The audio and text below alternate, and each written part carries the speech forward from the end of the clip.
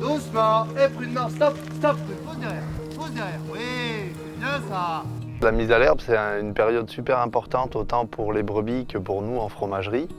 Et il faut la faire doucement en fait. C'est comme chaque transition alimentaire.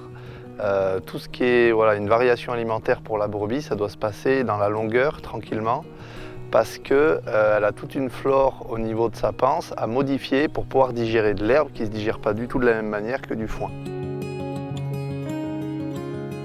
En plus de la digestion, étant donné que ça fait donc 3 mois, 4 mois qu'elles n'ont pas été au soleil, on les met là sous des pleins soleils.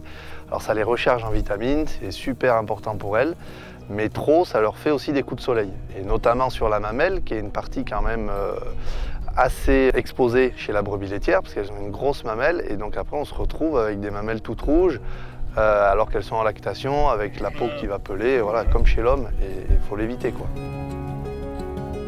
La troisième raison, elle est pour nous en tant que fromager et transformateur, c'est qu'il faut que notre fromagère, Lauriane, ait le temps de s'adapter à un lait qui change complètement entre un lait de bergerie quand les brebis sont alimentées au fourrage et un lait de printemps où les brebis mangent de l'herbe fraîche. Le lait est moins riche, il perd en richesse au moment de la mise à l'herbe parce que l'herbe est pleine d'eau et donc on remonte les concentrations en eau du lait.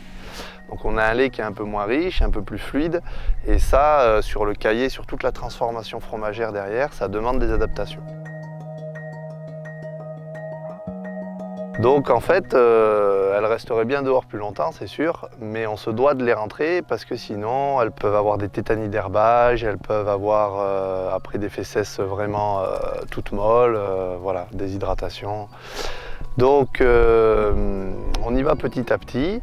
À partir de cette période, de fin mars, début avril, on va progressivement les mettre dehors et ce jusqu'au mois d'octobre, au moment où on va les tarir. Donc à partir de mi-avril, elles vont faire des repas complets dehors.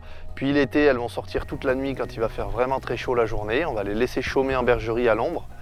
Et on va les sortir que le soir à 9-10 heures pour les rentrer le matin avant de traire, quoi, à 5 heures. Et à partir du mois d'octobre, on a besoin de tarir les brebis, donc il ne faut plus qu'elles aient accès à de l'herbe. Elles ont une ration beaucoup plus pauvre pour faire tomber la lactation naturellement.